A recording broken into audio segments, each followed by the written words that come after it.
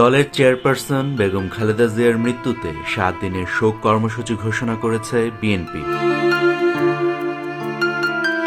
মঙ্গলবার থেকে আগামী এক সপ্তাহ দলটির সব কার্যালয়ে কালো পতাকা উত্তোলন করা হবে। এ সময় কালো ব্যাজ ধারণ করবে দলের নেতাকর্মীরা। সে সঙ্গে রাজধানীর নয়াপল্টনের কেন্দ্রীয় কার্যালয় ও চেয়ারপারসনের গুলশান কার্যালয় সহ সব কার্যালয়ে শোক বই খোলা রাখবে বিএনপি।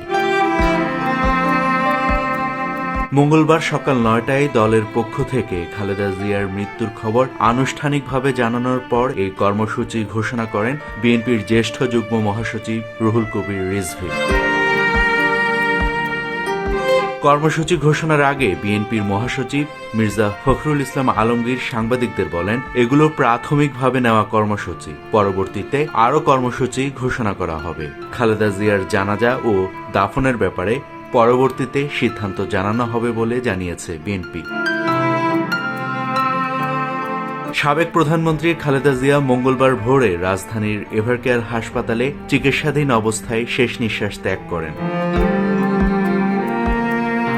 বিএনপি চেয়ারপারসনের প্রেস উইং এক বার্তায় জানায়, খালেদা জিয়ার মৃত্যু সংবাদটি নিশ্চিত করে তার ব্যক্তিগত চিকিৎসক ও বিএনপির জাতীয় স্থায়ী কমিটির সদস্য অধ্যাপক ডাক্তার AZM জাহিদ হোসেন। এতে আরও জানানো হয়, এ সময় হাসপাতালে খালেদা জিয়ার বড় ছেলে ও বিএনপির ভারপ্রাপ্ত চেয়ারম্যান তারেক রহমান, পুত্রবধূ ডক্টর জুবাইদা রহমান, নাতনি জাইমা রহমান, ছোট ছেলের বউ শামিলা রহমান সিথি, ছোট ভাই শামীম ইস্কান্দার, ছোট ভাইয়ের স্ত্রী, বড় বোন সেলিনা ইসলাম সহ আত্মীয় স্বজন এবং বিএনপি মহাসচিব মির্জা ফখরুল ইসলাম আলমগীর, খালেদা জিয়ার চিকিৎসায় গঠিত মেডিকেল বোর্ডের চিকিৎসকরা উপস্থিত ছিলেন।